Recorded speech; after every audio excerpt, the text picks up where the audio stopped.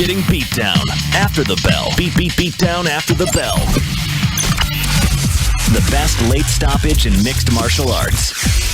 Beatdown after the bell. Here's your host, TJ DeSantis. Hey everybody, welcome to Beatdown after the bell of UFC 241. Cormier versus Miocic 2.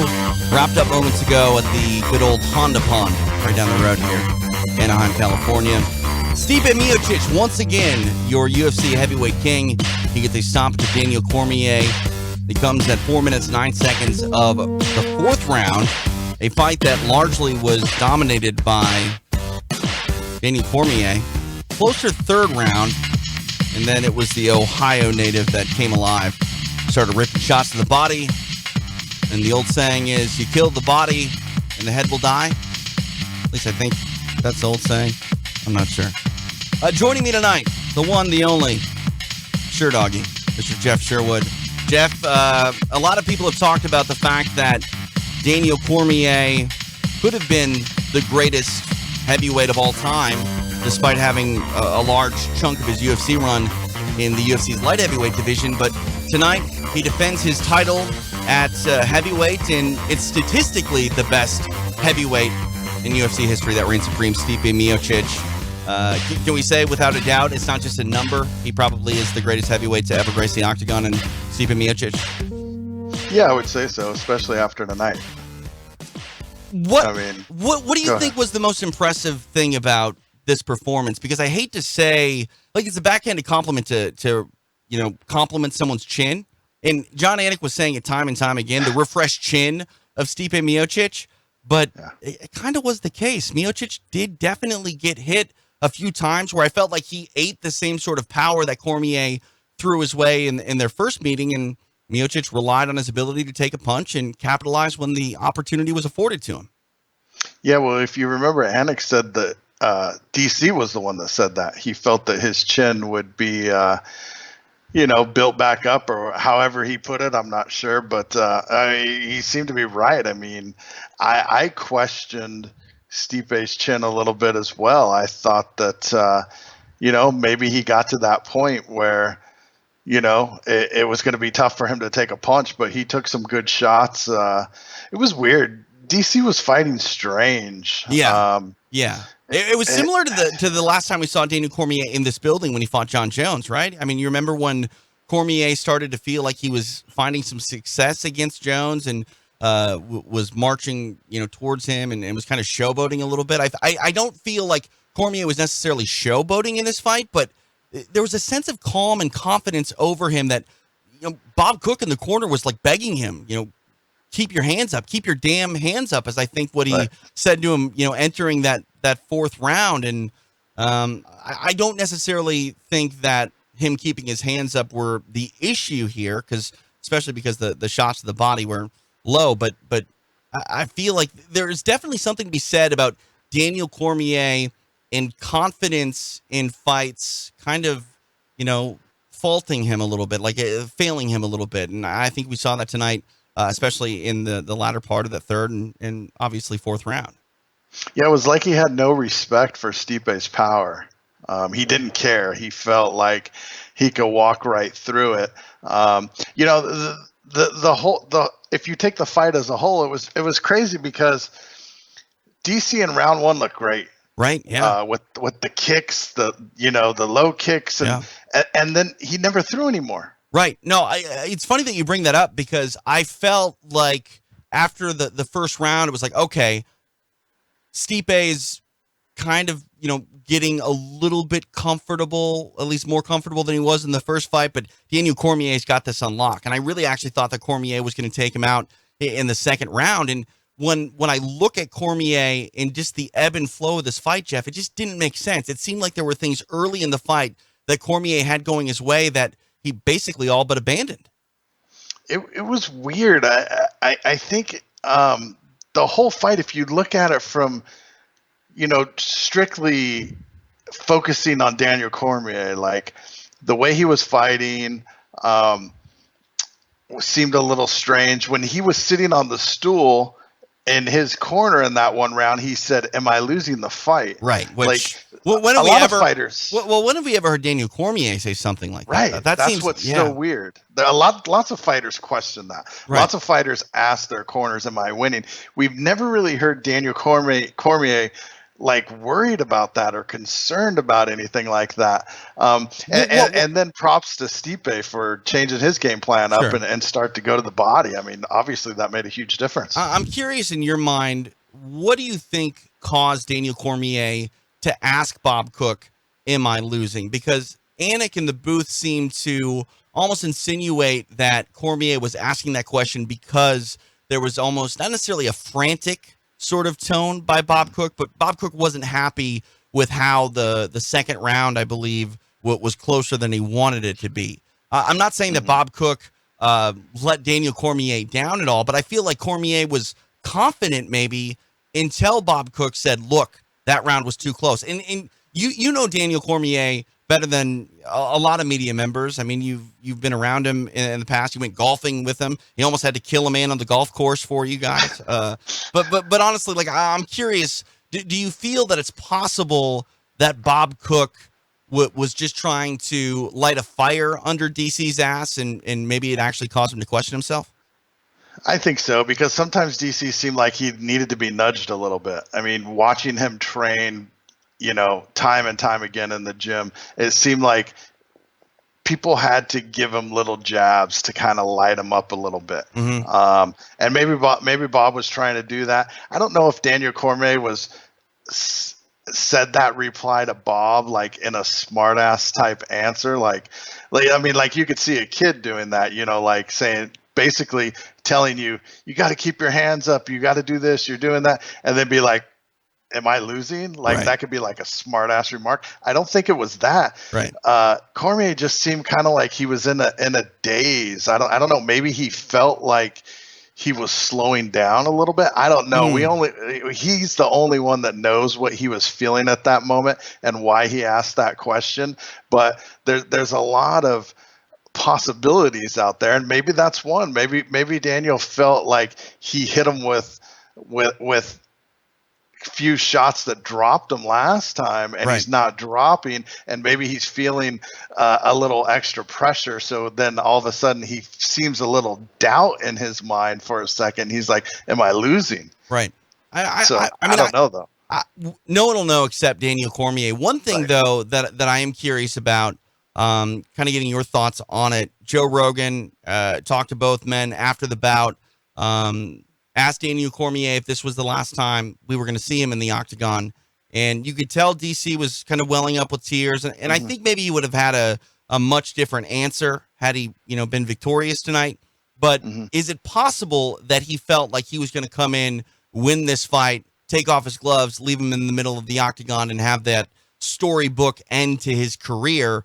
Maybe he was a little bit caught up in the whole, I'm making the walk for the last time. I'm entering the octagon for the last time. I'm hearing Bruce Buffer introduce me for the last time. Maybe that was, putting, you mentioned Cormier sort of almost being in this weird sort of place in the fight. Maybe that's the place that he was in, just maybe not being as sharp as he normally is fighting throughout his career. Yeah, I possibly thought that this could be his last fight, win or lose. Like he said to Joe, I've got a lot of things going on. It's not like if Daniel Cormier stops fighting tonight, like he's going to be worried about it or anything, worried about making money. Right. Because, that's why a lot of fighters hang on, right? They're broke. They don't have the money to be able to retire. Daniel Cormier doesn't have that issue. No. Real quick, Cormier might be one of the few guys, Jeff, that could possibly make, comparable money, definitely not more money, but comparable money calling fights for the UFC and doing the panel shows. Like, he is pretty much on every numbered UFC pay-per-view event. And he's loved by many. This is a guy that does have opportunities that other fighters just will never seem to have. Yeah, plus, he's got his own show going now. Right. They just had the E60 special about him, which I haven't got to watch yet. I actually recorded it. I think it's tomorrow. I hit the recording for that. I want to check that out. But, yeah, I don't know. We like to see, if possible, athletes quit before they're done.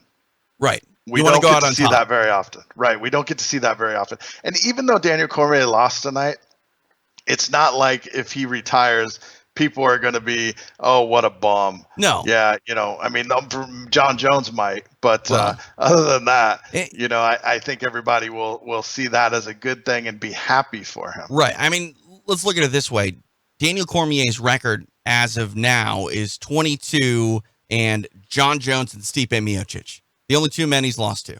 And, it's one apiece for those, despite, John Jones doing it a couple times, but the record books won't reflect that. But honestly, Daniel Cormier, he can go out tonight losing via TKO and still, honestly, be heralded as one of the best heavyweights of all time. I hate to say this. I still kind of think that Cormier trumps Miocic.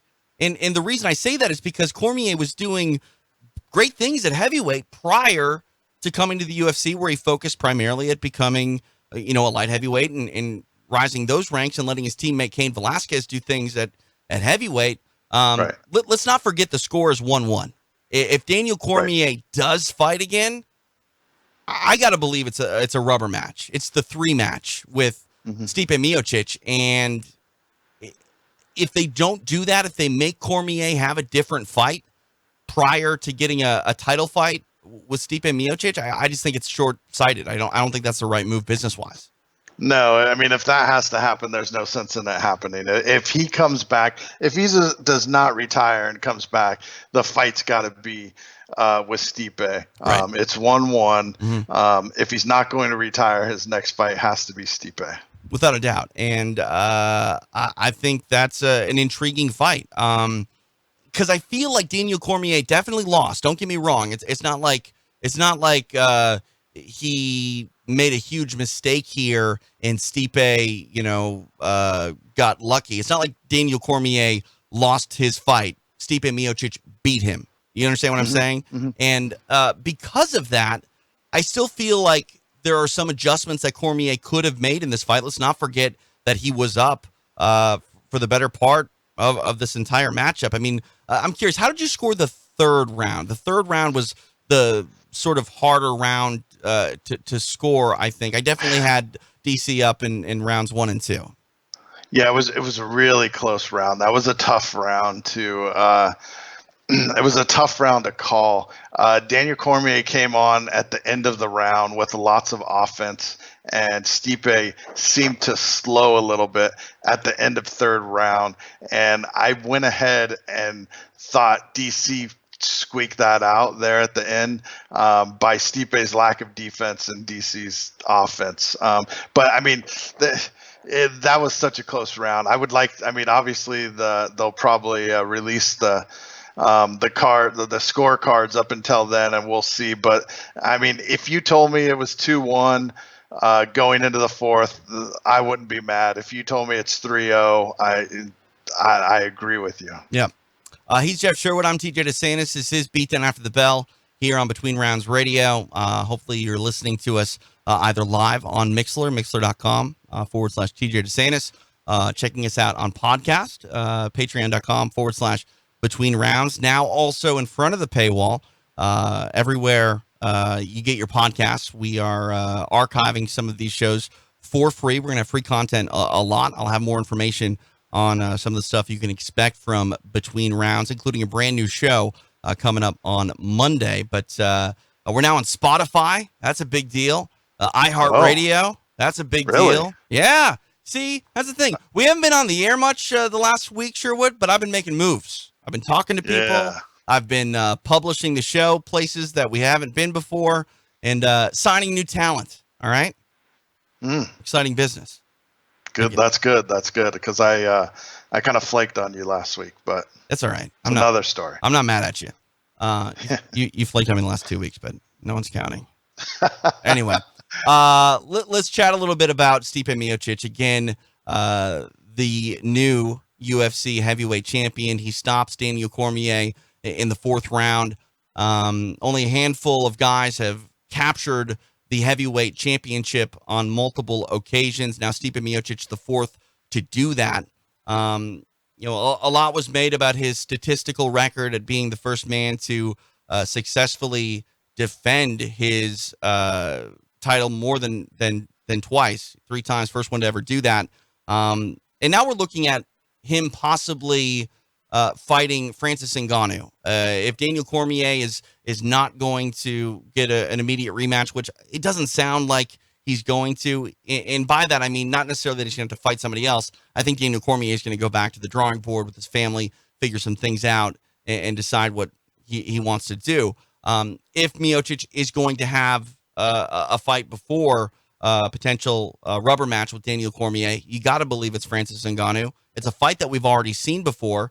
Sort of size up for me, Jeff, Miocic's next step in his run as the UFC heavyweight champion. We know the first one set records. Do you feel that the second go around for the Croatian is going to be the same, or has he changed? We saw him beat Cormier where he lost the first time, but he still took a lot of punishment. He took a lot of strikes in that fight. And I'm not going to say that Daniel Cormier doesn't hit hard, but I don't know if he hits as hard as Francis Ngannou. Yeah, well, I mean, every time we watch Francis fight, we're told that nobody hits harder than Francis. He hit that speed bag at like a Dave & Buster's or whatever, and he got the high score. Right. Stipe's taken a lot of punishment.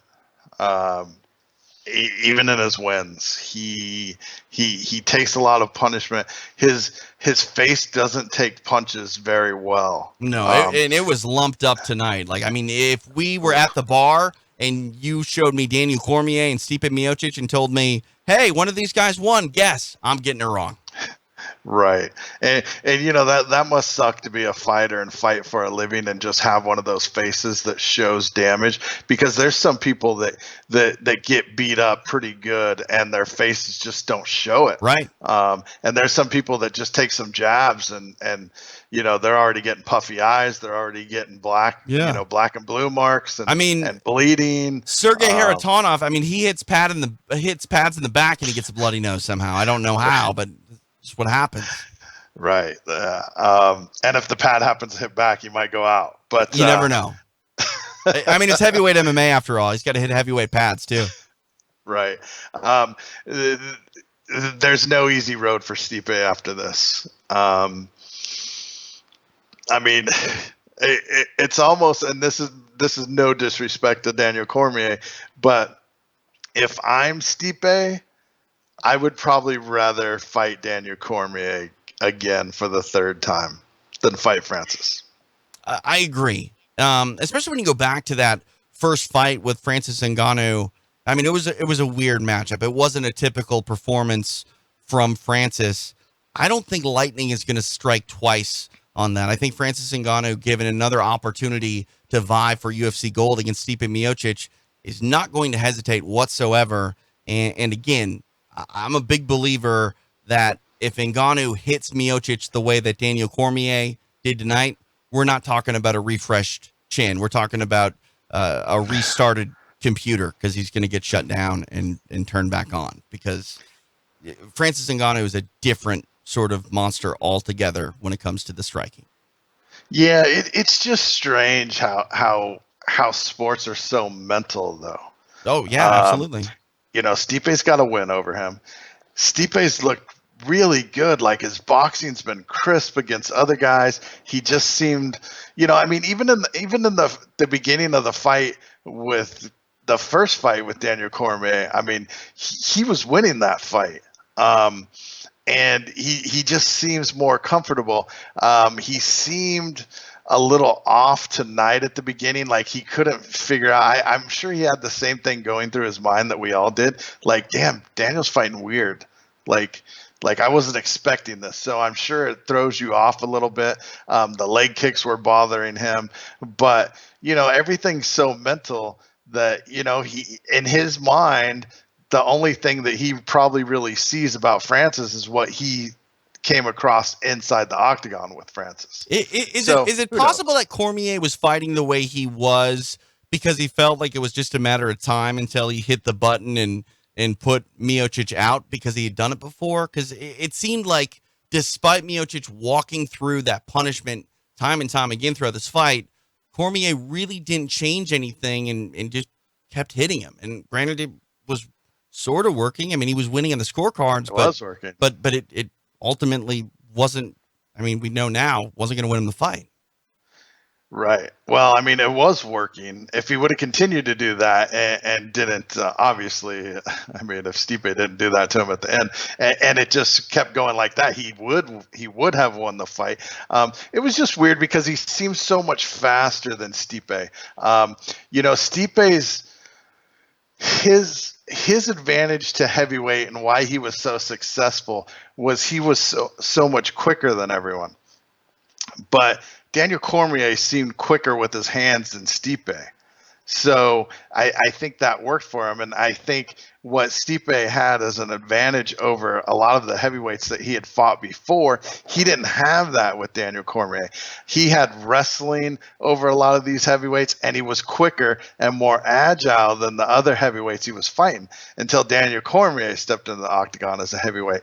And then Daniel Cormier kind of flipped the switch on him and was quicker and agile and not like the normal heavyweights. That's right. Stipe coming in smaller. Even though they said that they each came in like 10 pounds lighter than the first time they fought, or like Daniel Cormier came in 12 pounds lighter and Stipe 10 or something like that. Crazy, I was reading.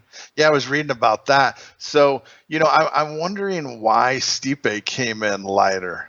I would love for somebody to ask him that question. If I was going to interview him after tonight, that would be one of the first questions I asked him, was like, why did you feel, or did you even not notice? Maybe that was just from training hard or something, but right. Why did you come in? Why did you step on the scale 10 pounds lighter, to see what he would say, why he did that. And that's a significant change for any fighter, especially at heavyweight, when you don't need to cut a certain amount. Like, you can have a bit more freedom to control the sort of composition of your body. And if you want to come in lighter, you can, heavier, etc. But now Stipe Miocic, go ahead. And it's not like Stipe's one of those 265-pound heavyweights, and maybe he ate a little better leading up to this fight and lost 10 pounds. It's like he was one of the leaner. Right. I mean, of the heavyweights. Why did this happen? Was that a plan? Was that what was the reason? He's not Derek Lewis, is what you're saying. Yeah. Or any of the other heavyweights, really, for the Right. most part. Right. All right. Maybe there's another parade in Cleveland coming up for Stipe Miocic. We'll find out. I don't know. But Cleveland, stand up. The champ has regained the throne. Let's talk about the co-main event. Fun fight between Nate Diaz and Anthony Pettis. A unanimous decision goes the way of Nate Diaz, 30-27 twice, 29-28. The third judge there. It was a long layoff for Nate Diaz, over 3 years since his last bout back in 2016 when he came up short to Conor McGregor in their rematch. Tonight, he came in against Anthony Pettis, a slight underdog. And I felt confident that Nate Diaz had the ability in this fight to win. My only hesitancy and saying that he was my pick per se would have been just that long layoff. It is a long time to stay away from fighting and coming back. And I felt like if Diaz was able to understand the range and use his length on Pettis, that it was going to be a fight that was very winnable for him.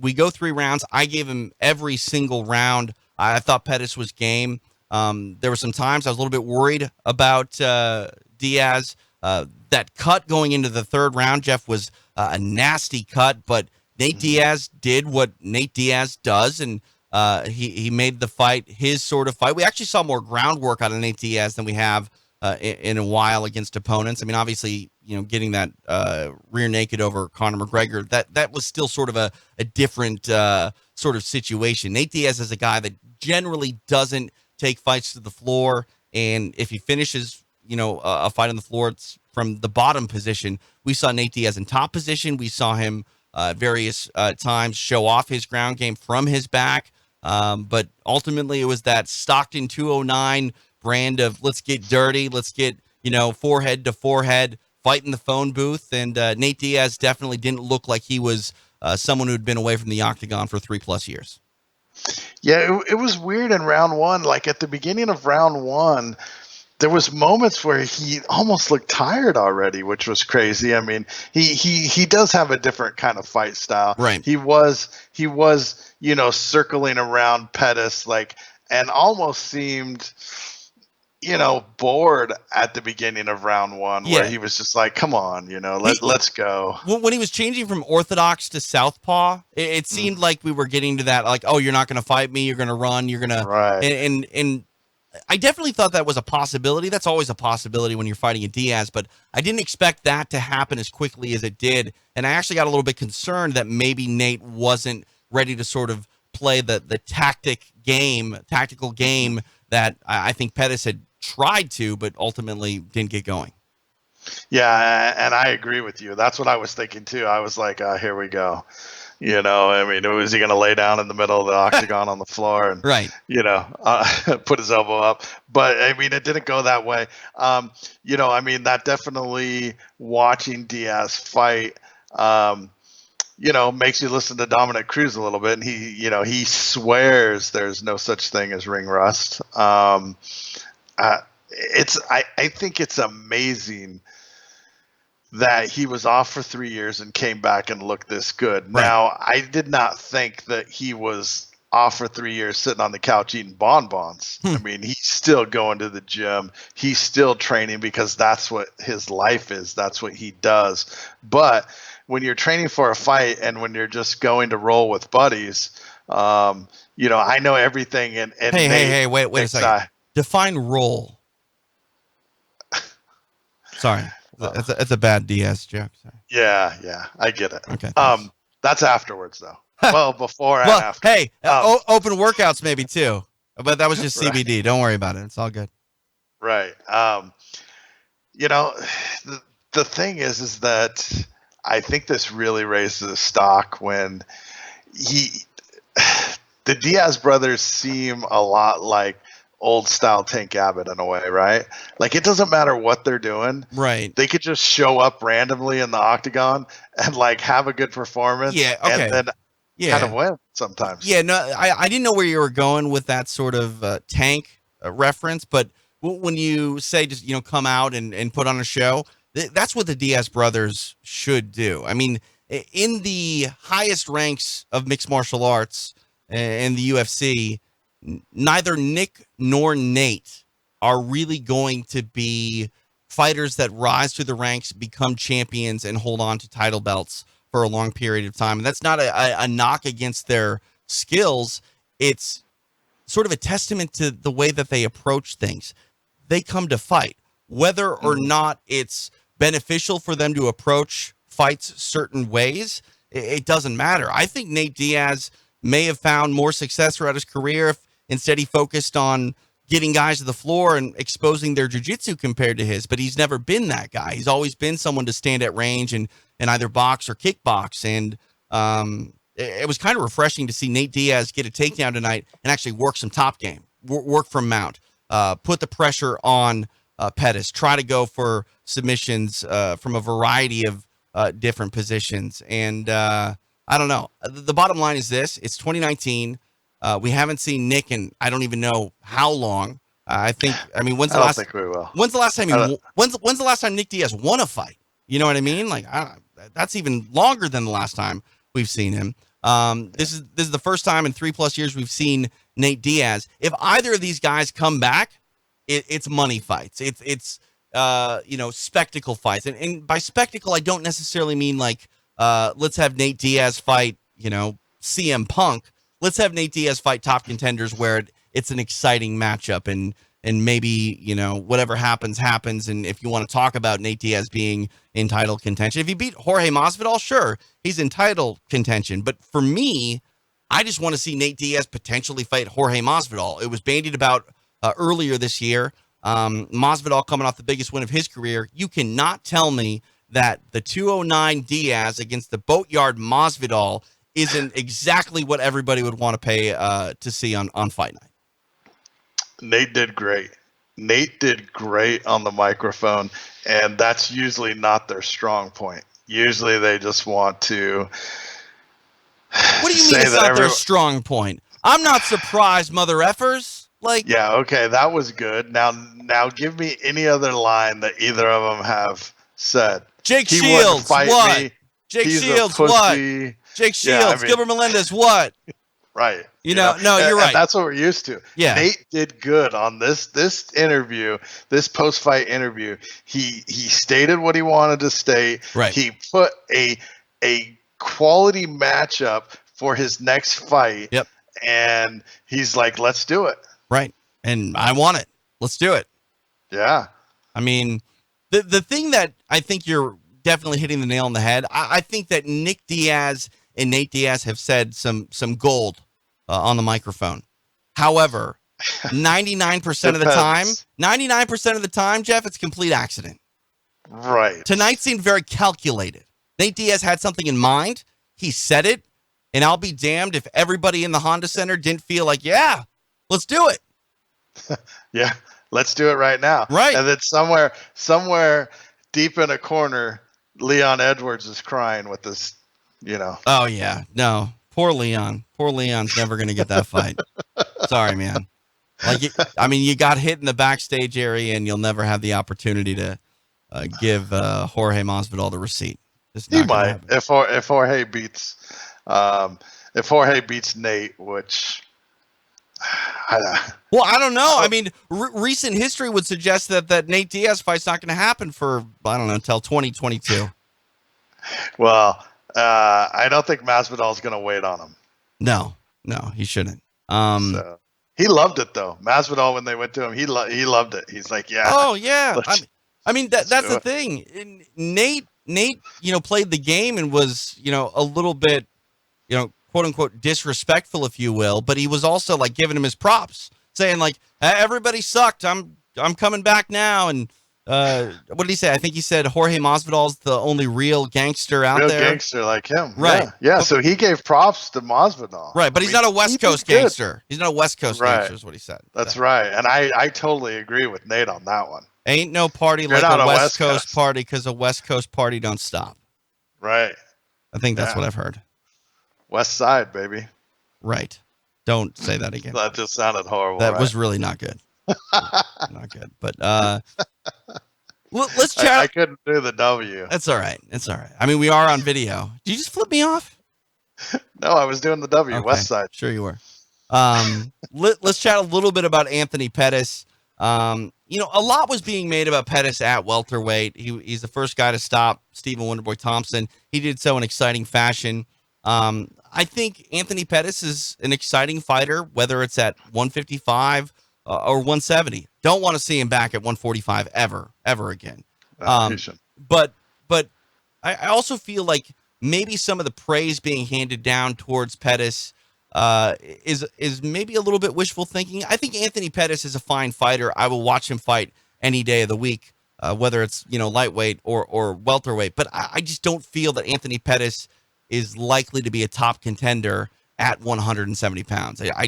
He's not a welterweight. Yeah, and I think that maybe that time has passed. Mm-hmm. I don't, and this is kind of a horrible thing to say, but I think he's getting better, but I don't know if he's getting better to be good enough for championship caliber. And he's going to be an exciting fighter. The Superman punch over Thompson was amazing, so everyone got pumped up. I mean, you get that. That was the wow factor, right? That's what you need. A lot of that was because it was a comeback as well. You know what I mean? Like it was a fight that he was having some trouble with Wonderboy, and he did so with his back against the fence, and it just came out of nowhere. You know what I mean? Right. Plus, you go back and you look at his losses, and you're like Holloway, Poirier, Ferguson.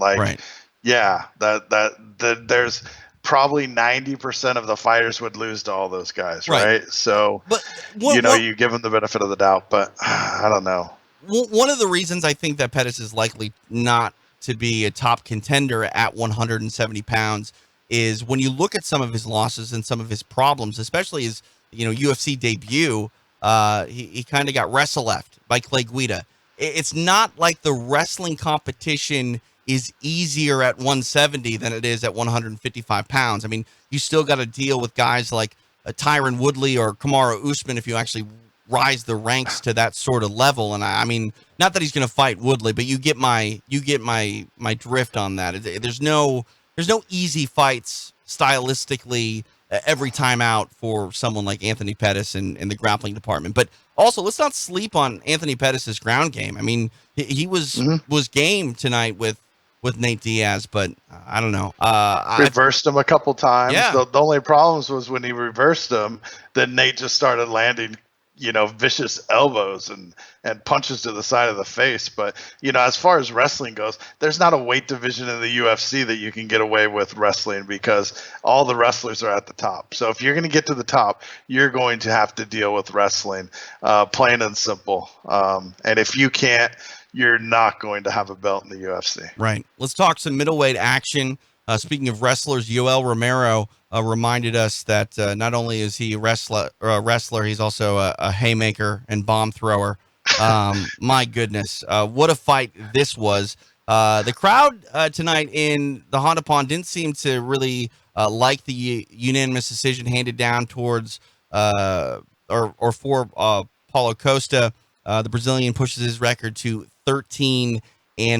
This was a hard fight, I think, for me to really sort of not necessarily score because I feel like in my heart I saw Yoel Romero win this fight. He landed more, but I feel like his shots weren't as effective and efficient when you look at the damage that was sort of delivered with them. Like he outlanded Costa, but like some of those shots were, I mean, honestly, backhanded slaps. Like I don't even want to call it like a back fist because it wasn't. It was basically just thrown with the elbow in a weird sort of exiting angle. Like Yoel Romero, and also too, Romero was eating a lot of shots and then just sort of like trying to negate them by sticking out his tongue and being odd. Like, I don't know. It was a strange fight. I felt like we saw more,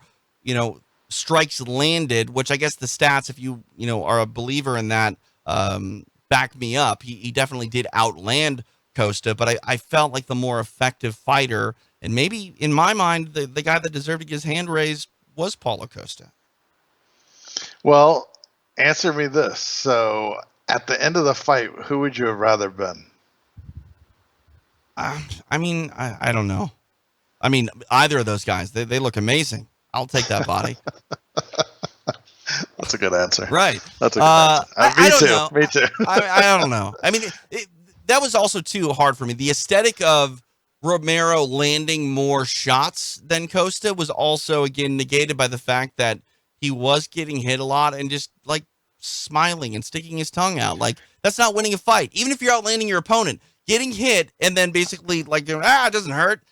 That's not how you win fights or take scorecards. You know why I think Romero lost the fight? Why? Because he was so tired. Yeah, I mean, he was definitely tired. That's for sure. There were moments in the fight where he looked like he can barely stand. And I guarantee you, if a judge sees that, he thinks you're losing. Right. And so you get hit a couple times and you look like you can barely stand because you're so tired. Yeah. You're losing the fight, right? Yeah. I mean, if anybody's watching that, and you're just watching a street fight like I did earlier today, and you see a guy that is tired. You can't drop that like. Wow. I posted on Facebook. My fight day started early this morning. It was great, but we could talk about it at the end for a few minutes. We make it quick, but I honestly think that's why Romero lost that fight. I think that he won the fight, but the way that he looked, I think that took everything away from it. You feel the same way that I do, because I feel like if I have to turn in a scorecard, Yoel Romero did enough to win, but it doesn't feel good. It doesn't feel like that's the deserving winner. And I'm looking at MMA decisions right now, and it's like 50-50, right? Yeah, it's split right down the middle. A 29-28 for Romero or 29-28 for Costa, unless you're Jed Mishu, who somehow scored about 30-27 for Romero, which honestly, I might not even be all that mad at that. You know, it was a strange fight. I mean, for it being as competitive as it was, and for it being a fight where both guys had a lot of offense. I mean, I hate to say the old saying time and time again, but I think you could have made the case for 30-27 Romero. I don't feel great about it. It was close. Yeah.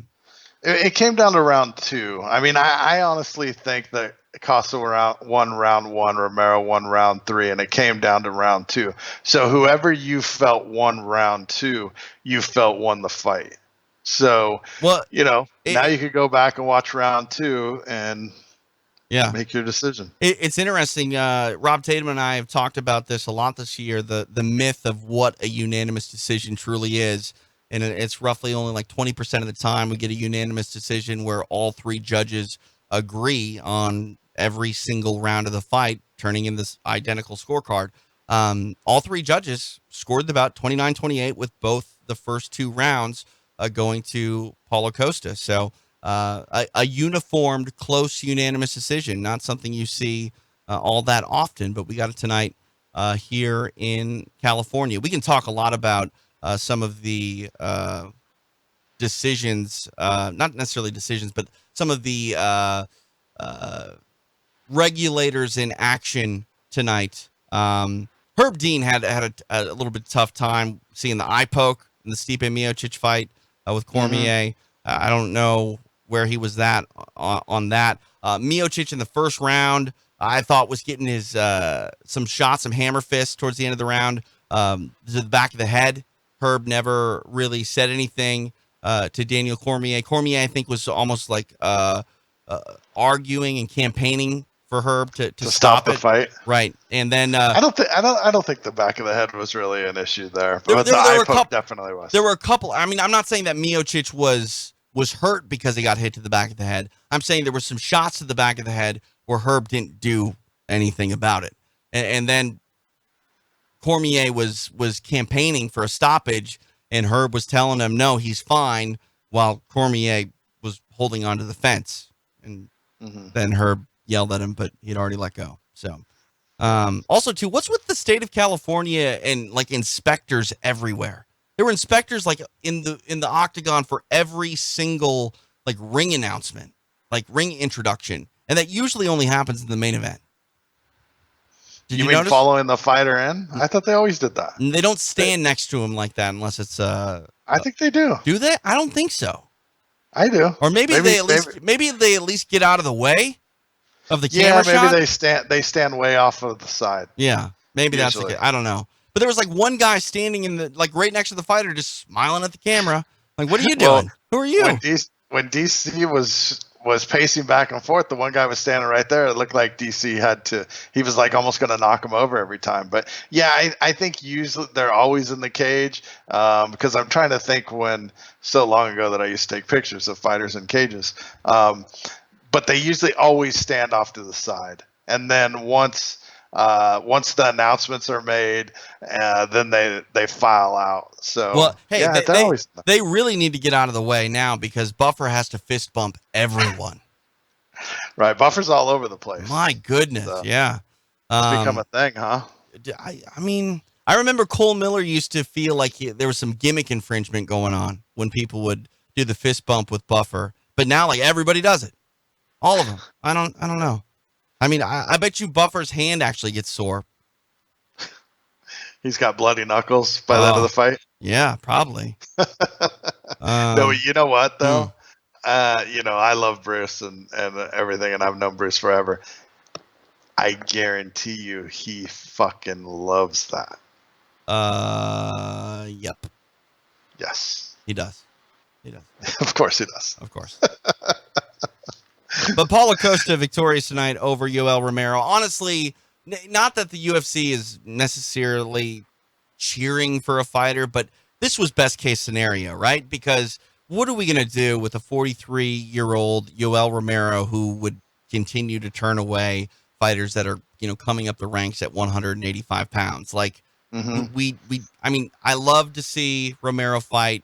He's a maniac, but it's not good for the division if a 43-year-old former title contender who may or may not make weight, because he's had that problem in the past, if he keeps beating people, that's not good for the progression of the division. And definitely you have an undefeated fighter like Paulo Costa, who could, make a name for himself by fighting for a middleweight crown. That would be a big boom for them in the country of Brazil. Mixed martial arts is always a bit stronger when they have a hero there and someone at the top for potential title contention. I think this was big for not only Paulo Costa, but big for the division as a whole. Yeah, I agree. I think Romero was going to fall off into like a gatekeeper type guy that's a scary gatekeeper because he can beat a lot of people. Even at 42 years old. I was just scared during this fight that somebody was going to bite their tongue off. I mean, there were a lot of sticking out of the tongue. There were a lot of I thought I thought Yoel Romero was going to get his jaw broken because his mouth was hanging wide open and he was taking shots to the chin, and it was weird. It was weird. He just fought so weird, backing up and just like it was just a weird fight. Like if you're gonna sit down with your fighter before a fight and tell him all the things not to do, Romero did, except get knocked out. Right, and arguably may have won the fight too.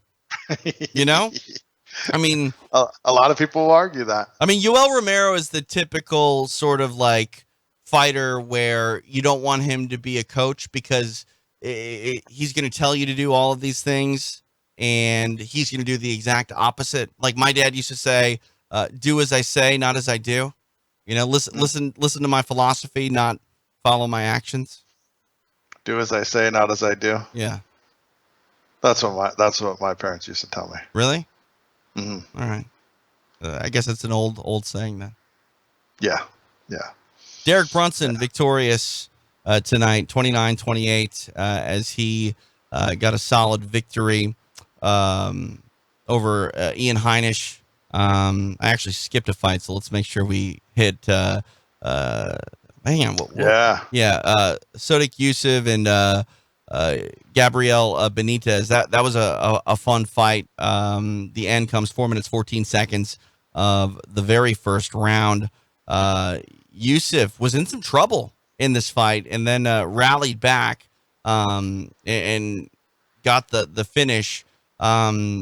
He was really sort of the last person to do it, but it was happening all night, especially in the Kama Worthy and Devontae Smith fight. Can we stop begging for bonuses, please? Like, I can't handle it anymore. Like, I'm annoyed and I'm not the one who like makes the decision. You know? Well, I mean, these guys need to make a living. Yeah, but very rarely does anybody ask for the bonus and get like, you're gonna get the bonus if you deserve the bonus, not if you sort of deserve the bonus, but you really push it over the edge by asking for it. Yeah, I didn't see who got the bonuses. Oh, we're going to take a break in a moment, and we'll come back and discuss bonuses. Okay, perfect. Yeah. I mean, I don't know. I might do the same thing. If I had if I was in there and did something impressive, I'd be like, hell yeah. I mean, I deserve the damn bonus. I mean, I don't know. Maybe, but like if I'm the first fight of the night and like, right, you know, right, yeah, that's fight of the night. Hey, give me my bonus. After a string of decisions to start the night, I was ready to give a bonus to the first stoppage. Like, my goodness, it wasn't a bad night of fights by any means, but there were some times earlier in the night where it's like, all right, this is going to be one of those cards. It was a little slow. Yeah. Yeah, I mean, Worthy got the first TKO. I mean, he should have got it. Yeah, well, woke everyone up. He was also like a 6.5 to 1 or something like that. Yeah, I mean, I don't know. No, it's weird how it works. Like, you can say that Devontae Smith was a 1,000 to 1 favorite, or you could say that Kama Worthy was a 6.5 to 1 underdog. It's not the same thing, unfortunately, but you know. It is what it is. I wish betting sites would release numbers afterwards. What do you mean? Like what if the house lost like money? How much money they won by people placing bets on Smith? Right. How many people actually put money on Worthy and won? Yeah. I would love to see stuff like that. I mean, just to put it into picture for everybody. If you put $100 down on Devontae Smith, you're only hoping to win $10, and you didn't win shit tonight. So right, yeah. But sometimes I mean, $10 is nothing. But sometimes when there's odds like that where somebody thinks it's a for sure thing, and they're rich and they put $500,000 down, you're winning a little bit more, but they feel it's a for sure thing. Nothing in MMA is for sure. It doesn't matter who's fighting. Even if Tito Ortiz was boxing Dana White, it's not a for sure thing. So I would stay away from things like that. But I've heard Tito of a lot versus of people. Dana isn't a for sure thing. I don't know. Do you think it is? Still a fight. What if Dana tuned him up? Well, I mean, now or like back in 2005 when it was actually supposed to happen? Back when it was supposed to happen. Okay, then I'm going to go with Tito. Now, I mean, I don't know. Now you go with Dana? I mean, maybe. Hey, I'm just going to say that Tito might be a little overconfident with his striking ability after he took out Chuck, okay? Maybe he's believing the hype a little bit. I think I would rather see that fight now than in 2005, actually, though. Oh, yeah. Absolutely. Let's go. What's the world coming to? Derek Brunson victorious over Ian Heinisch. Unanimous decision goes the way of Brunson. What were your thoughts on this fight? How did you score it? And who would have been your pick had you made it coming into the fight? I would have taken Ian. Yeah, I think that was where my head was at too. Yeah, I would have taken Ian. I agreed 29-28. I didn't see any problems with that scoring. I don't know, like Heinisch's story is like intriguing. It's like a good story.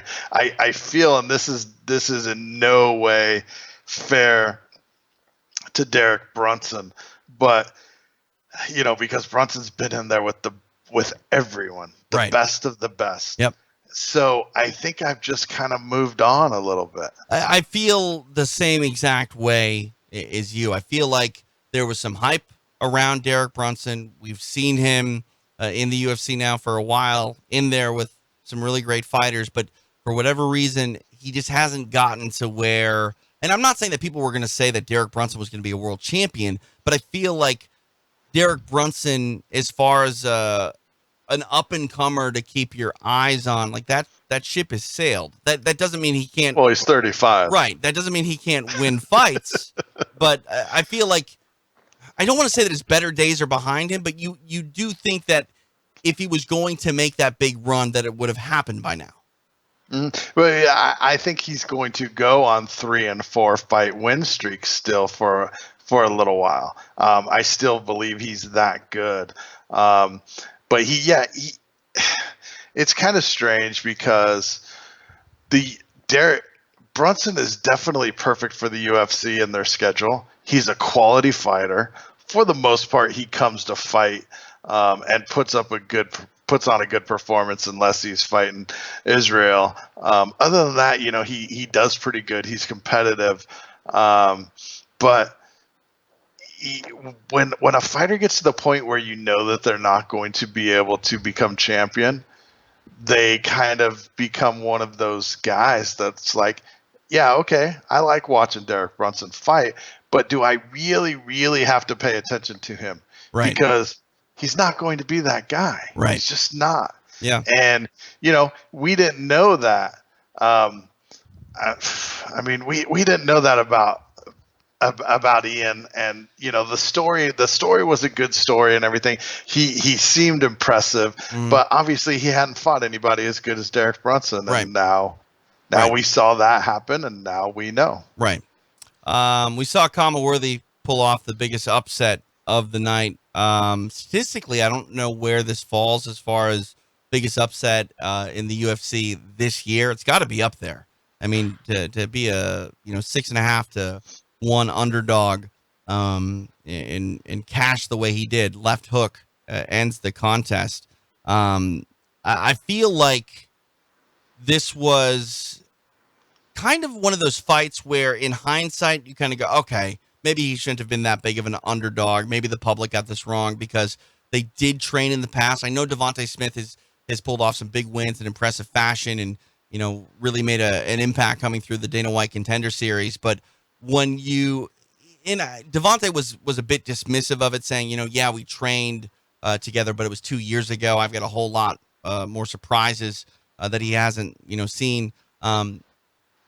That's all good, but there are still things that are intangibles where even if your technique has gotten better, it doesn't change the fact, and I think Joe Rogan brought it up, that Kama Worthy has stood in front of Devontae Smith in the past and has probably had success in the gym and has probably taken his licks in the gym. But the bottom line is he stood in front of Devontae Smith and has had success, or at least has put in rounds sparring where some of the guys that have faced Devontae Smith in the UFC, I think that his aggressive nature and highlight reel is maybe gotten in their head a little bit, and confidence is everything. We talked about this at the top of the show. Mixed martial arts and sports in general is a big mental game. And for Kama Worthy, he wasn't intimidated by Devontae Smith, was almost too friendly with Devontae Smith at points in the fight. And his corner was yelling at him, don't touch gloves. Don't, be super respectful. Go take him out. And sure enough, that's what he did. Right. Go beat his ass. Right. Yeah. I mean, you never know. I mean, we don't know what happened in the gym. And even though it was 2 years ago, it doesn't matter that it was 2 years ago. If somebody had success, like, could you imagine if Worthy knew, like, there was days in the gym that he wrecked Devontae Smith and nobody knows? Right. He's got that in the back of his mind. Like, yeah, all these people are stupid. I've wrecked this guy. Even if it was, I don't know, 5 days out of 200. Sure. He knows that there was 5 days that he wrecked him. There's a path to victory in there, right? Like, he knows he's taken that road before. Sure. Yeah, and it's in the back of his mind, and that's huge. Yeah. That's huge. So, who knows? We'll never know. But, yeah, I mean, when you see things like that, it's a good story, right? Yeah, I sure. mean, the underdog, the huge underdog. You love to Right. see the huge underdogs win. It makes a better story. What was it, like 6-day notice for him to take this fight? Yeah, they said so, 7 days, 6 days, Yeah. something like that. I mean, how great is that? And that's how you get in the UFC these days. You got to, say yes when the phone rings, and that's pretty much how you get in. And more often than not, you're put in a matchup You lose. that does not favor you. Right. You lose. And, they do you a favor. They do you a solid by letting you fight a second time or even a third time if things aren't going your way because you did them a favor. Well, Kamaworthy didn't do anybody any favors tonight. He went in there and did business. And he Brawl in the Berg. Yeah, that was his last promotion he fought for. Brawl in the Berg. He's from Pittsburgh, I think. Yeah, I know. Awesome. How awesome is that, though? I mean, that's like, that Pennsylvania's Battle at the Barn, I think. It was in the parking lot of the Pirates' new stadium over there. Yeah. It's not even new anymore, though. No, but I mean, still looks pretty. It's supposed to be the nicest place, nice ballpark out there. I want to go. Ask Savage. I'm sure he's been there. He has. Yeah, of course. Corey Sandhagen victorious over Rafael Assunção. A really big win for Sandhagen.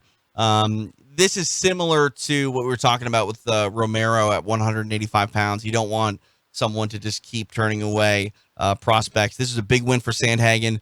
Assunção, a perennial contender at 135. And you got to feel good about the young man who's now 12-1 and Corey Sandhagen and what he may be able to do at 135. Taking out someone like Assunção, I mean, that's a feather in your cap. Yeah, definitely. I mean, this fight, like, it was a great fight to watch. It was very strategic. And I told you, because up until this point, the card was kind of like, man, you had these great fights and great fighters on paper. Right. And it wasn't totally living up to it. Right. I mean, it wasn't a bad card. It wasn't the fights. No, it wasn't a bad card. Right. It was taking a long time. It was just dragging. It was dragging and just kind of like, okay, let's put some life into this. But the draw card close. Siago's fight was good before this, but then I thought, I even texted you at the beginning of this fight. I was like, I like Sandhagen. Like, I like watching him fight. Right. He's an exciting fighter.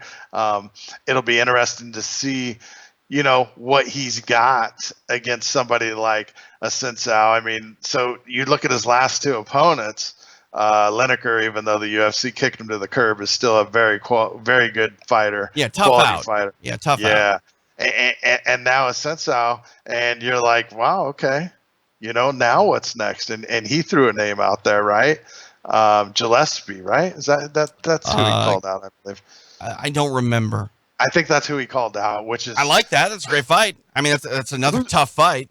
Who the hell in their right mind is going to call out an opponent like that? Someone that's incredibly confident.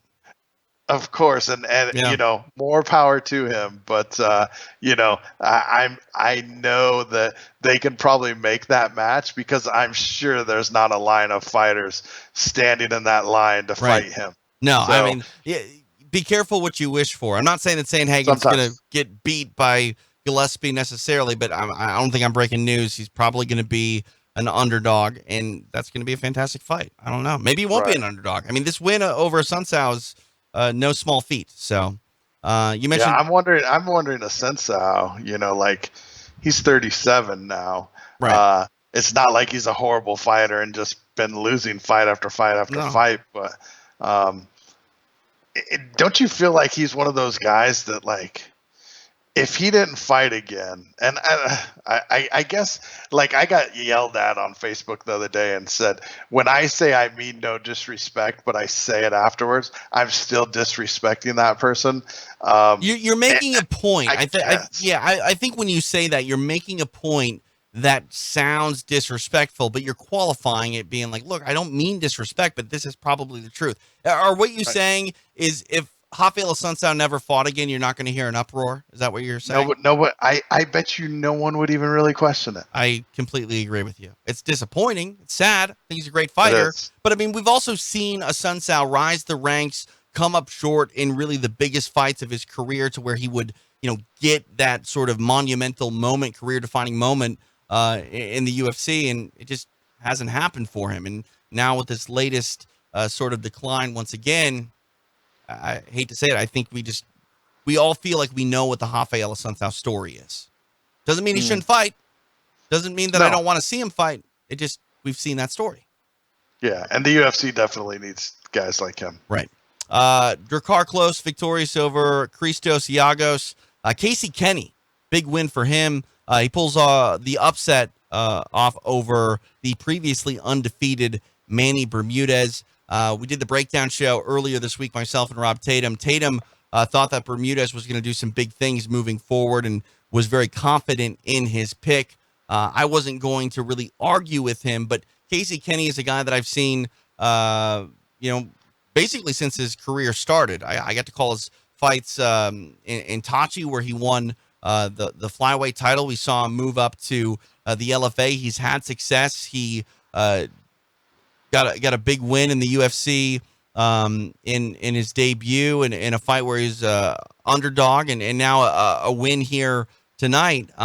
Casey Kenny, I don't know where the ceiling is for him, but an underdog tonight, not all that surprising though that he won. He has some real skills and has been able to show that in a variety of weight classes, and tonight was a catchweight contest. So good on Casey Kenny. Yeah, bad on Bermudez. Yeah. You don't want to screw up like that in the UFC and then lose on top of that. Right. Yeah. I mean, you see fighters when they miss weight and they have to block it out of their mind. And more often than not, I mean, we've talked about fighters that miss weight and essentially, lose some of their purse money, but ultimately walk away with a win. It's a mental thing. We've talked about this being a mental game time and time again tonight, but that's really where it's a mental game. Like, you're going to have an advantage as long as you didn't kill yourself cutting. And it's more important now that you win the fight than before, when it was just, another fight. You can't screw up on the scales and then also get beat. And tonight that was unfortunately the end of the evening for Manny Bermudez as he drops a decision to Casey Kenny. Hannah Cipher, I still agree with Rob, though. What's that? I still agree with Rob. Oh, sure. I think Bermudez is going to do some big things. And one thing is, TJ, we do know that Casey Kenny does have a cap because he is from Arizona. Thank you. But he's originally from Indiana. Does that help? No. Okay. Doesn't matter. If you don't understand that joke, I don't know. Where have you been?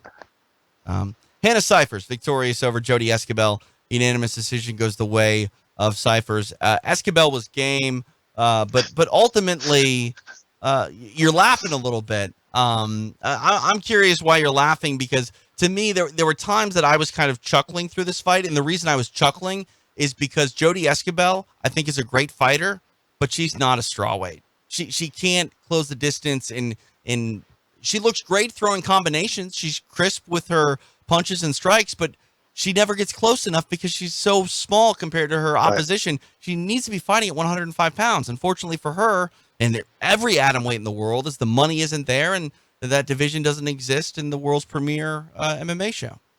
Yeah, I agree with you.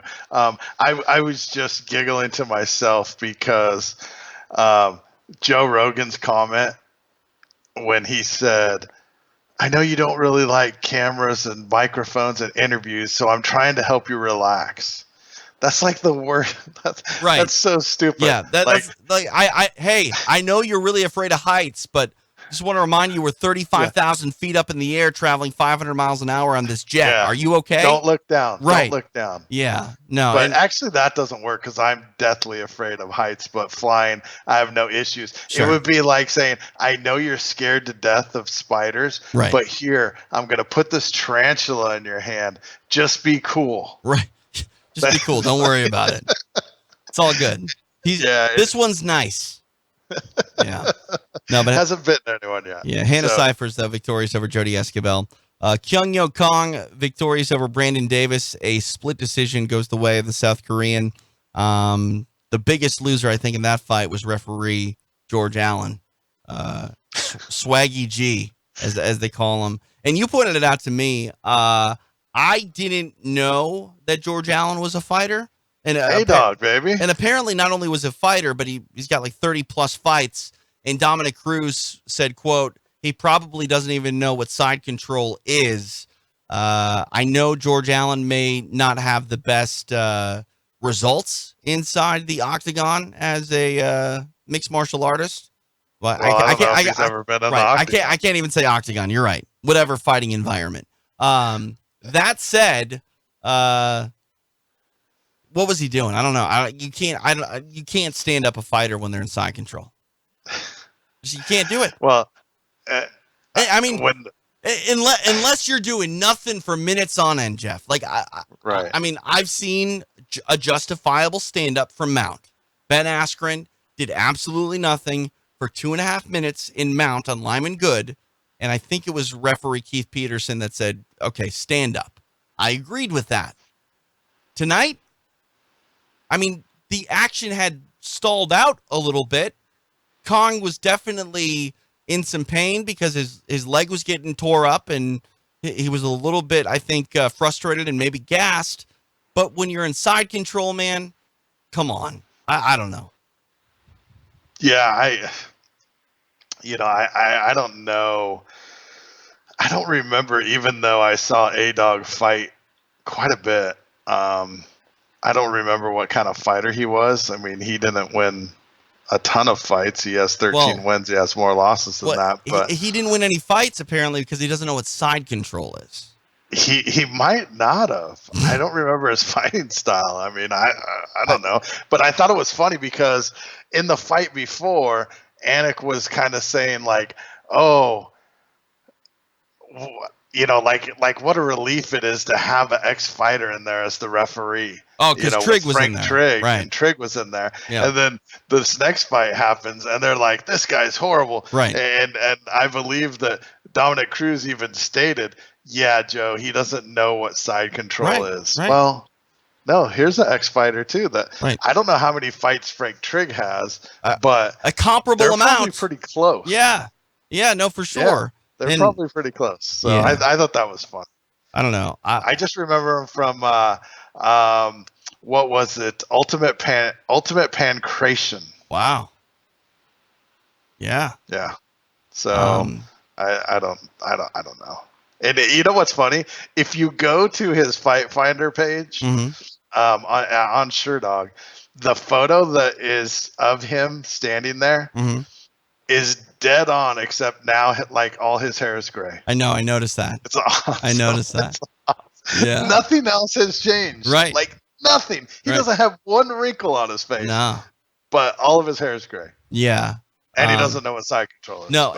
You know, I tweeted that the only worst thing that George Allen could have done in that moment from side was get down and start counting like a wrestling referee. Right. Because that's pretty bad.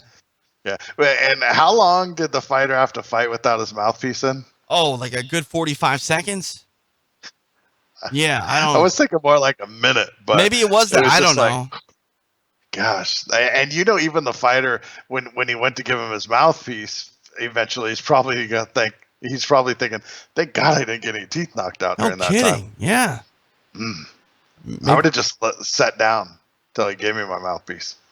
Yeah, then probably would have got a point deducted for timidity. I can't say that word. Timidity. Yeah, I don't. Yes. Not engaging. Sabina Mazo, victorious over Shannon Dobson. Unanimous decision goes the way of the Colombian. So there's your results. Anything else you want to talk about before we take a break? Come back. No, I mean, I just thought, like at the beginning, I felt like the card was dragging a little bit. And like you said many times, it's not because the fights were horrible. No. It was just dragging a little bit. Yeah. I mean, it's also like the final month of summer. There's some other things to be doing. You know, we celebrate that here in the Central Valley. That's true. But fights at 3:30 on an August afternoon. Kind of wanted to get out there and do some things, but if it was dragging, it definitely picked up. And fun night of fights. Again, Stipe Miocic, your new, once again, UFC heavyweight champion. We will take a break. We will come back, talk some bonuses, Talk about some other business that is going on with Between Rounds Radio and what you can expect. Brand new show coming up on Monday. New show on Tuesday as well. Exciting business. Stick around. Wow. Yeah. Mute your microphone, too, because people can hear you whenever you talk on YouTube. By the way, we're on YouTube over at Cappers Direct and, of course, live on Mixler, mixler.com/TJ DeSantis. It's Beatdown After the Bell on Between Rounds.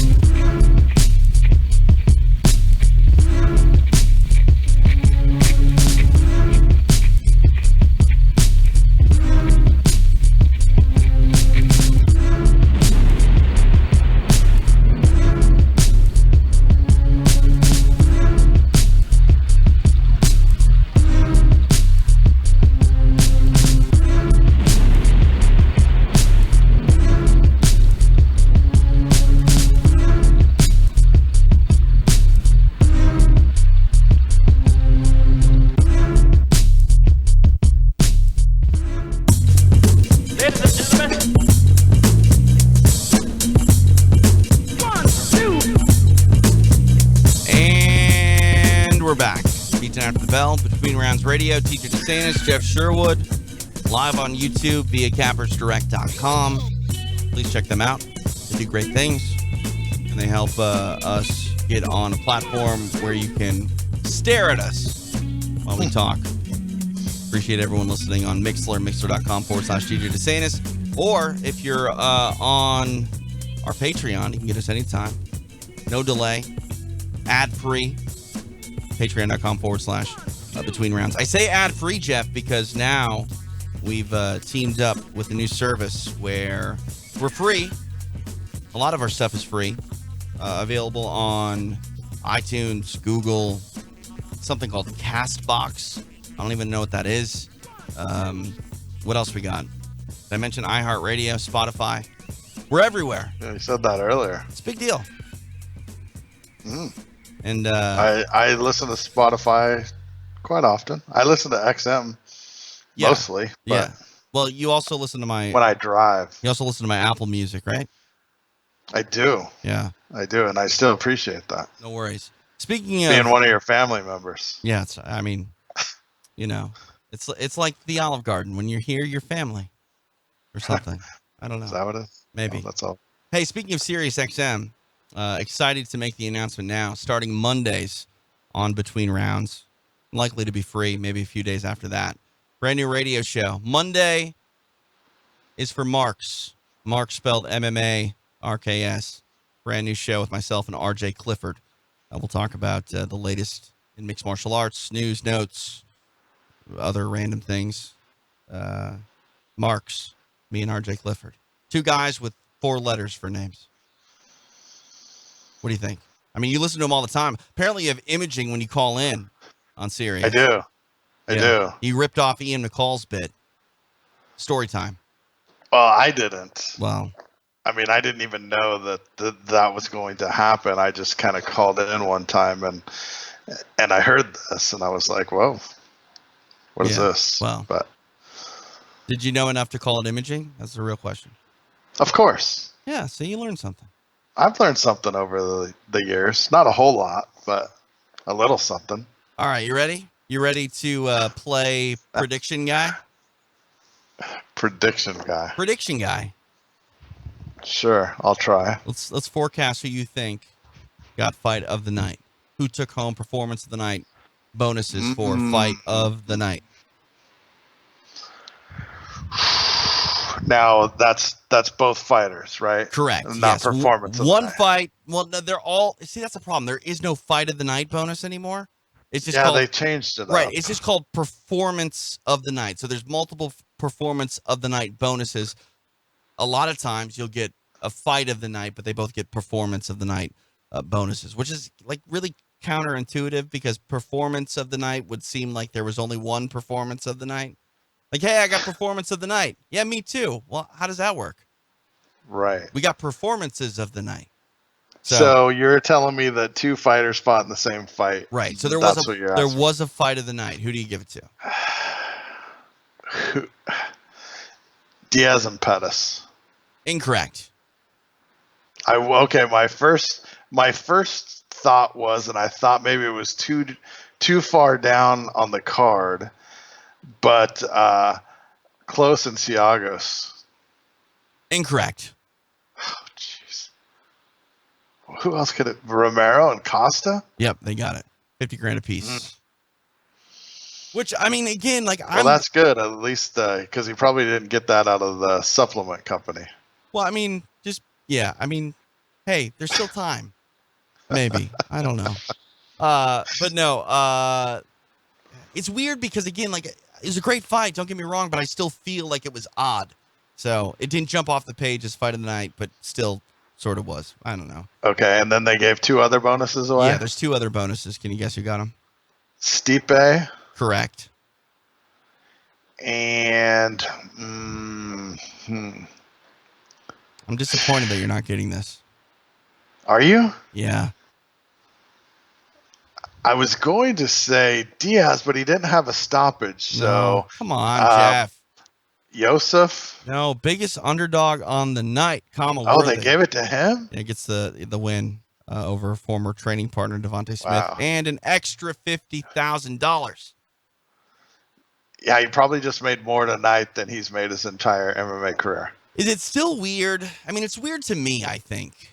And I don't want to get in like the fighter economic side of things because we could go forever. And I also think that you can argue that a fighter deserves more money, and I'll always agree with you. Every fighter deserves more money, but do you make the UFC that much money by fighting for them? That's another question. Well, nobody does now. Right. Nobody does now. But is it weird, Jeff, that your fight of the night, scratch that, performance of the night bonus is more than your win and show money put together? Is that bad? Well, I mean, it's good when somebody like that actually wins it. Like Kama Worthy, yeah. I mean, I love to see $50,000? that. I mean, I would rather see somebody like Worthy win performance bonus every single night than Conor McGregor. Sure. Yeah. Because he's already making enough. Do you remember, I think it was UFC, whatever it was at the, not called the Sky Dome anymore. I don't know what it's called. Rogers Sky Dome. Yeah, something like that. They let the fans pick like fight of the night bonus or whatever. And, I don't remember that. Yeah, and George St. Pierre ended up getting it. And it was a fight with Jake Shields that, hey, it was a good fight, don't get me wrong, but like there was definitely some other people that were more worthy of it. But again, it's a popularity contest. Right. You know? Yeah. It's like the Major League Baseball All-Stars.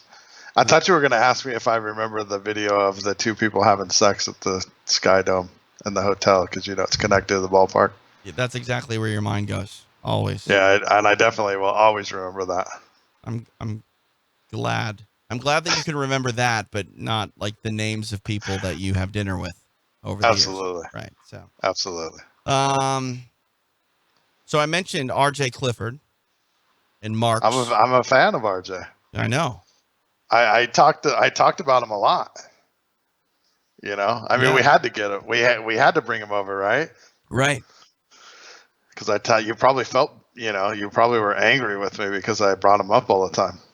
Not angry at all. In fact, I hired him. So, what else? What else can there's a lot of stuff still like in the works that I can't announce yet. Like people that have agreed. Like, yeah, multiple huge announcements. Yeah, there's multiple huge announcements that we should make anywhere between now and March 85th. Nobody gets that joke, but that's okay. New show coming up on Tuesday. You excited? You ready for this one? I feel like we need like a drum roll.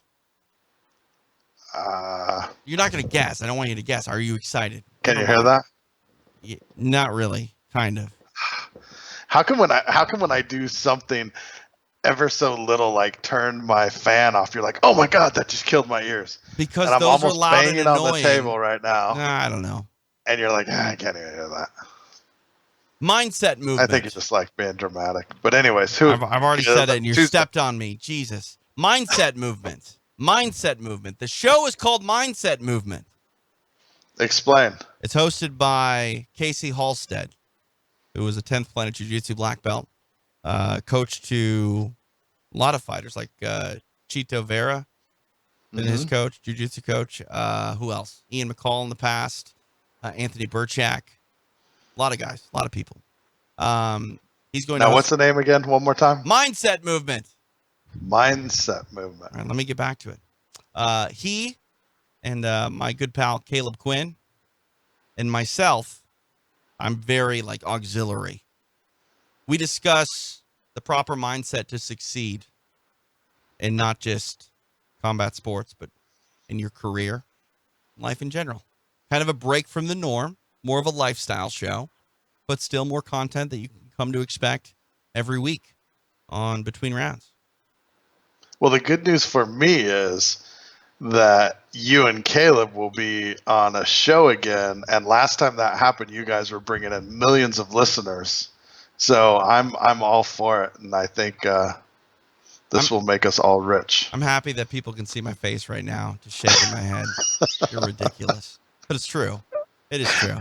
I mean, we were so good that the website couldn't even afford to pay us because we were shutting them down with bandwidth, So yeah. Let's just stay here and do inside jokes all night that nobody gets. Well, we were supposed to have a game, but I know that you haven't written any of these inside jokes down. I mean, do you remember what you said you were going to do? I'm still waiting for the one person to answer the question so I can give them a year free to Between Rounds. No one's answered the question. Therefore, either no one listens or it was really hard. What was the question? Where was Candy from, I think? Really? No one answered that? And you told them to answer to email you, correct? DeSantisMMA@gmail.com. All right, you ready for another huge announcement? Yes. I can announce this one. Yeah. Coming to Between Rounds in September, the Julie Kedzie Show. Oh, nice. Hosted by Julie Kedzie. Nice. Yeah. That's good, right? Yeah, I mean, everything that she's done in college and everything, it's amazing. Yeah. The fighter turned writer. Yeah. Miss Julie Kedzie. Well, what? It was the writer turned fighter with Jeremy. So that's kind of interesting. Horn? No. Luchao. There's a subtle hint there. Subtle hint there. I get it now. Huh? I get it. Huh? I get it now. Huh? I see what you did there. I know. No one else did. And maybe they did now. Well, I have no idea. A lot more to sort of tease you with. Angela Hill will be doing Beatdown After the Bell once a month. And you know what, Jeff? All of this is going to be free. Just delayed. All free? Just delayed a little bit. It's going to be tiered. You know, you're a hardcore, you get it immediately. Keyboard warrior, you get a day later. Casual, 2 or 3 days later. And then if you're just a guy who doesn't want to give us any money, free. Like whenever I remember to publish it, but a lot of free content. I believe we'll be dropping free content every day. Are you ready for this one? Good. Another huge announcement. Another one? Yeah, another huge announcement. I feel like it's election night, and we can now confirm enough precincts have reported. We can make the announcement. Brand new show. Yeah, but nothing's final. Nothing's final. On those. Well, no, these are all pretty final. I mean, these are all like, yes, I will do it. And I have a good enough relationship with these people that if they don't, I'll call them and they'll probably answer and I can yell at them.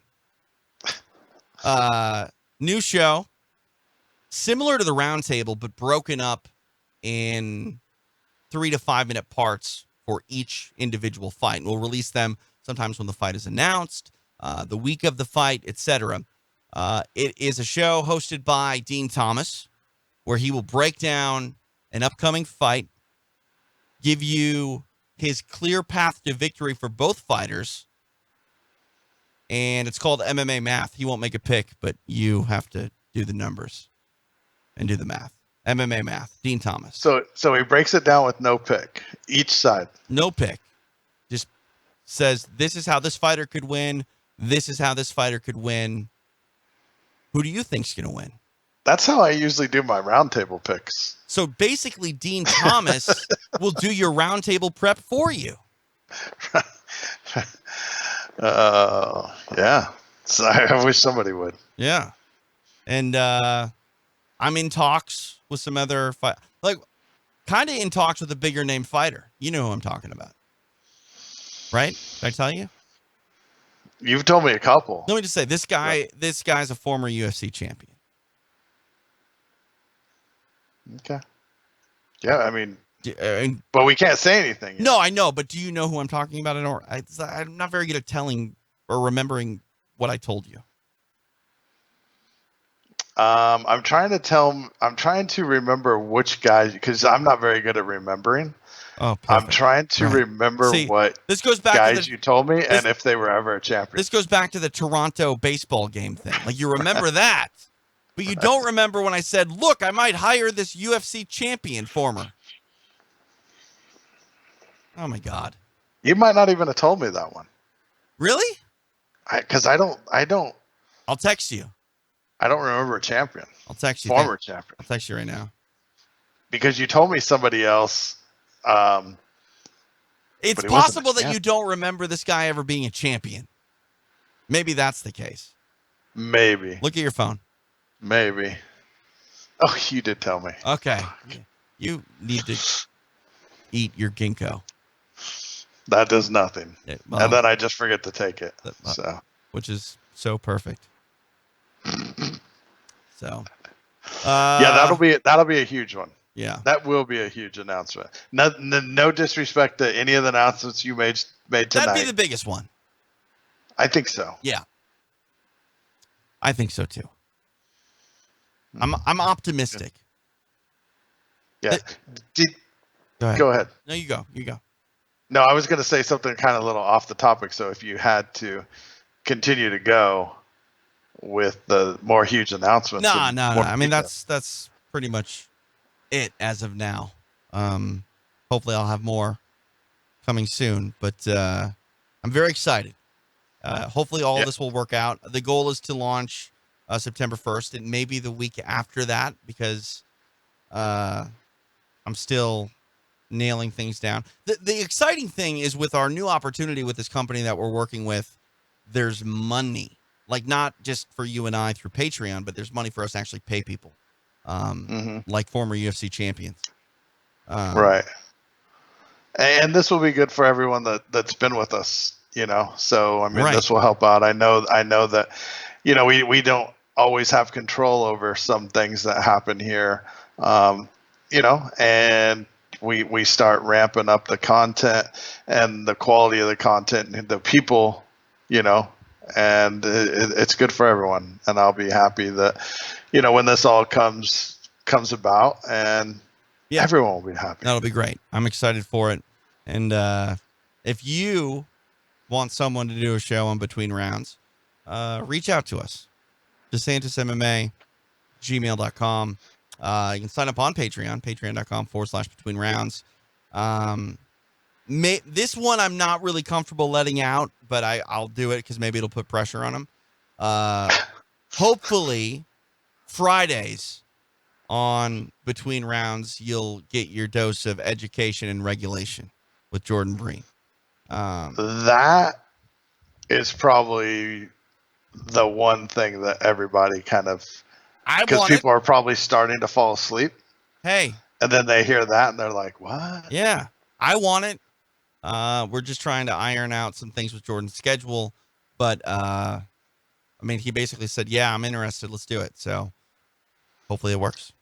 Everyone has wanted it. You, me, him, every listener. Mm-hmm. And that's what we've been waiting for. Yes. So that's about it. Josh Gross, not going to be on Between Rounds. Screw that guy. Not going to be on Between Rounds. I did see him take a photo tonight and post it. He was in the building. He's at the Honda Pond. Well, you know what's funny is, like, my browser was at the perfect position where I just read that. Yeah. And then I scrolled down, kind of expecting, I was like, no way. They let Josh in on media. And then I scrolled down and I was like, oh. He's in the Sherdog seats. I mean, not the terrible Sherdog seats, but still in the Sherdog seats nonetheless. Right. So. Hey, at least they let him in the building. Hey. They took those wanted posters down that they always put up at every UFC. Hey, I mean, they're probably happy that, those HR people, our PR people from the UFC are probably happy that they don't have to hang those posters anymore at every single arena they go to. Right. With Josh Gross' face on it. Well, it's a good thing you didn't show up at weigh-ins and start shooting video. I'm going to count to 3, okay? 1. Yeah. So you said you had a story.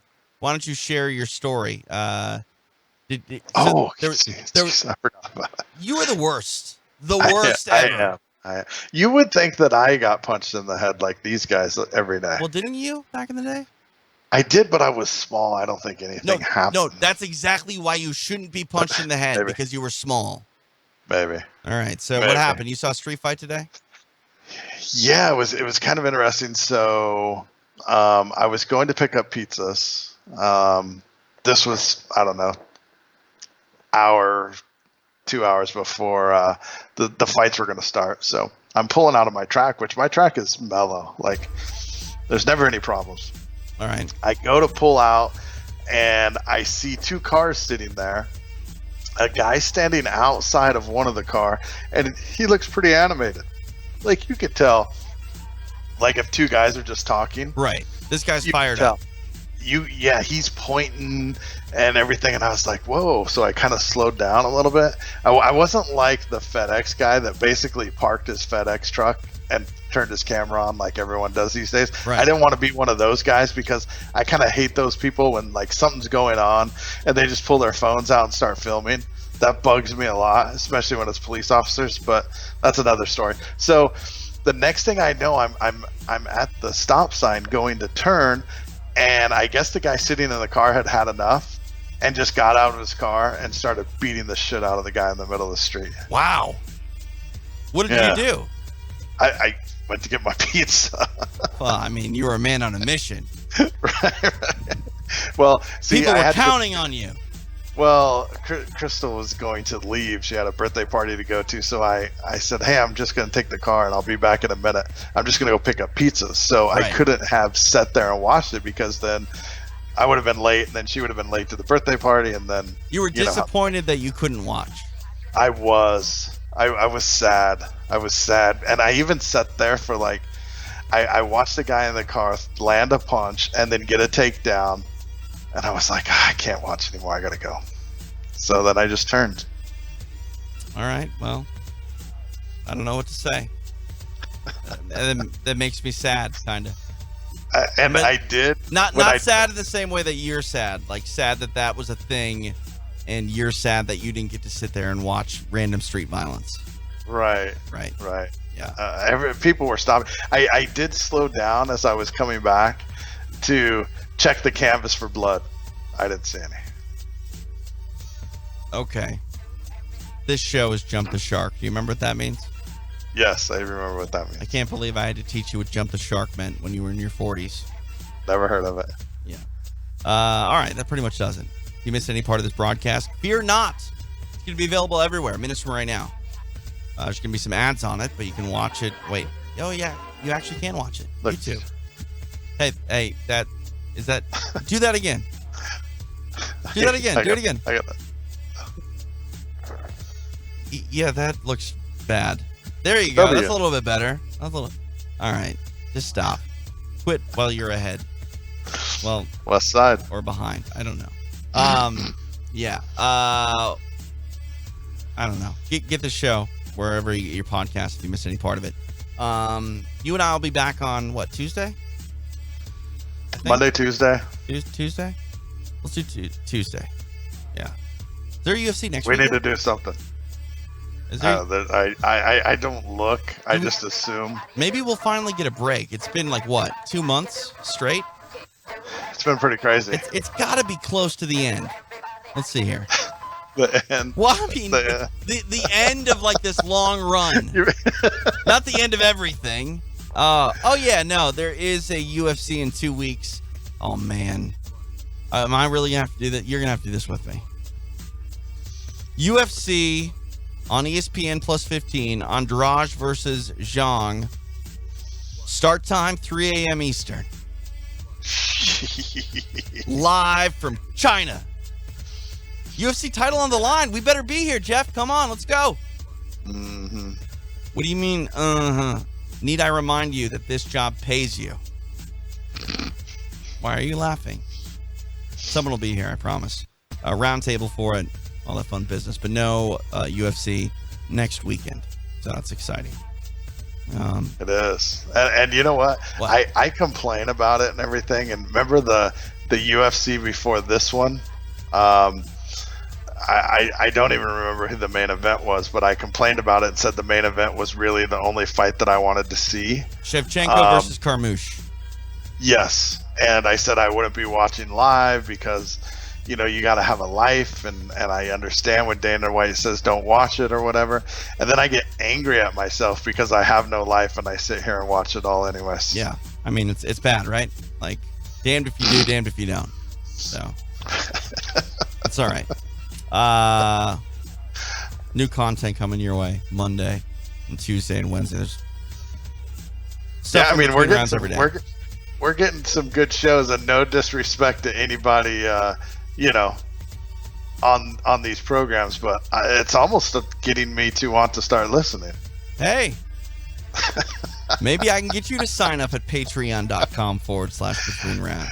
Well, I wouldn't go that far, That's but true. not yet. Maybe I can get you to sign up for UFC Fight Pass tomorrow. Combat Jiu-Jitsu Worlds 2019, the welterweights takes place here in Long Beach. I'll be on the call with Brandon McCaffrey and Scott Ross. So How did you know I didn't have one? Because you don't support your friends. No, I did have one, and I went to log in the other day, and all of a sudden it was gone, and I was like, what the hell? What do you mean all of a sudden it was gone? My account. Oh. I forgot that they sent me a new credit card, right, or a new debit card in the mail, and I never changed it in my Fight Pass. So you need to go back and watch Invicta FC 36 because there was one of the craziest things. Something that happened. I saw that on Twitter, and I was like, well, I wonder what happened. It was my 100th fight card that I've ever called.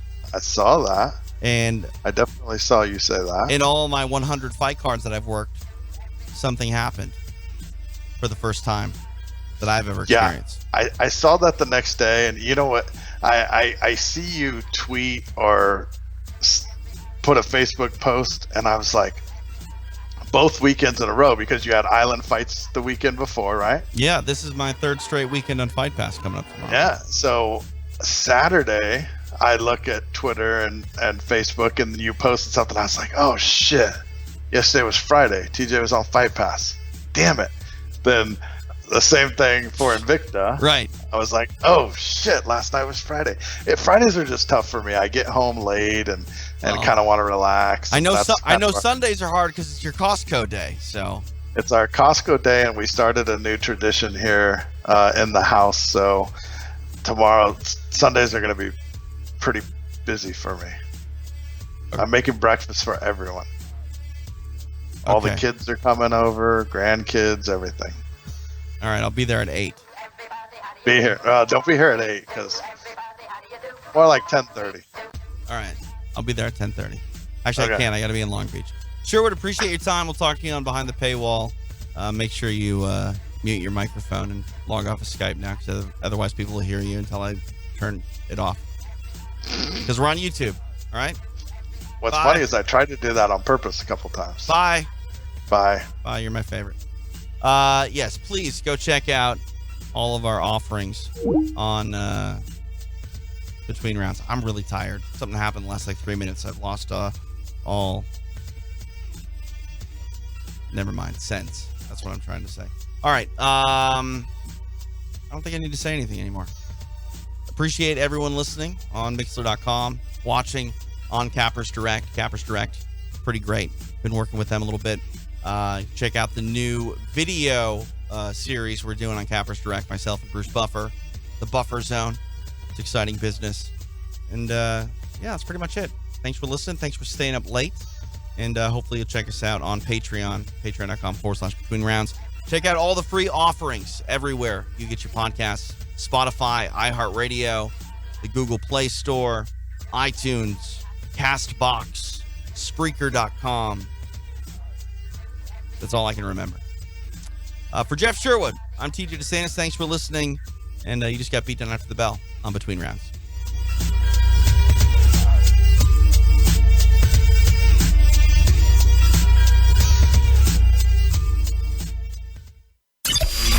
The preceding podcast was a TJ DeSantis production. Comments, questions, and inquiries can be directed to DeSantisProd@gmail.com.